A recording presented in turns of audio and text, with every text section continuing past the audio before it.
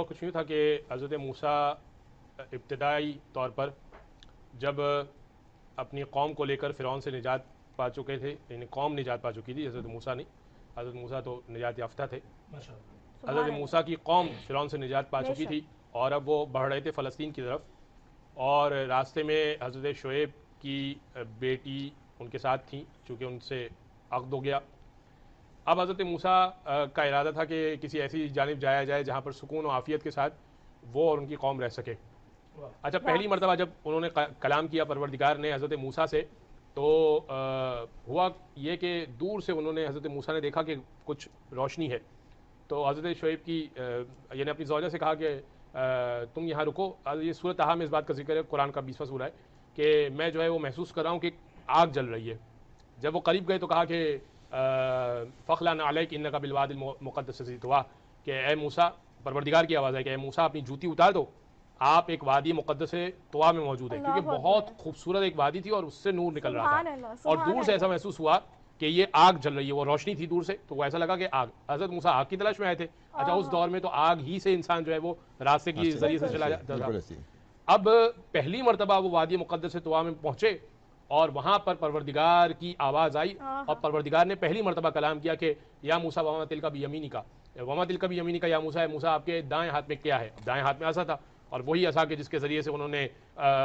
جو سمندر بھی چاک کیا تھا اور وہ اژدہا بھی بن جاتا تھا۔ فرمایا کہ یہ عصای اتوکل علیہا فاعش بہا علی غنمی ولی فیہا مآرب اخری، یہ عصا ہے، اس میں بہت سارے فائدے ہیں، اس سے ٹیک بھی لگاتا ہوں اور اس سے جانوروں کو بھی ہانکتا ہوں، بہت سارے فائدے ہیں۔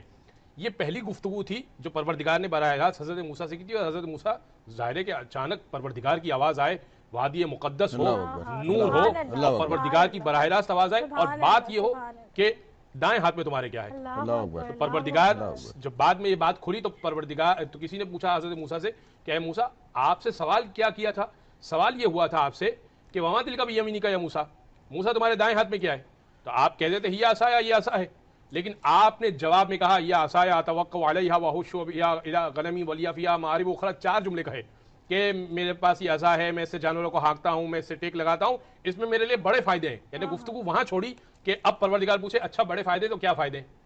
یعنی اتنا لمبا جواب کیوں دیا؟ بات یہ تھی کہ شخصیت بہت بڑی تھی اور سوال بہت چھوٹا تھا، تو اب میں نے جواب اتنا طولانی دیا تاکہ میں لطف لیتا رہوں کہ میں پروردگار سے بات کروں۔ کیا بات ہے! اچھا، یہ جواب کے بعد اب پروردگار نے مختلف طریقے سے بات کی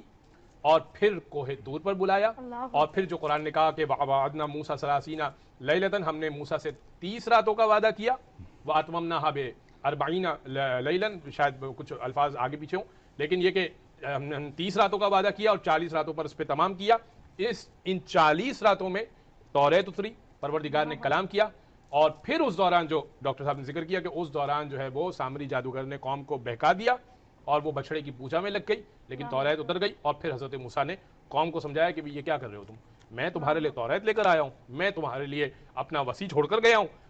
میں تمہارے لیے خدا سے بات کر رہا ہوں۔ وہ کہنے لگے، بس یہ آخری بات، مجھے معلوم ہے کہ میری بات طولانی ہو رہی ہے، کہنے لگے اچھا پھر ایسا کرو کہ خدا ہے تو دکھا دو۔ پروردگار نے کہا یا موسیٰ لن ترانی، یہ مجھے کبھی نہیں دیکھ سکیں گے۔ پھر قوم کو لے کر چلے، ایک لمبی گفتگو ہے، قوم کو لے کر چلے، پروردگار نے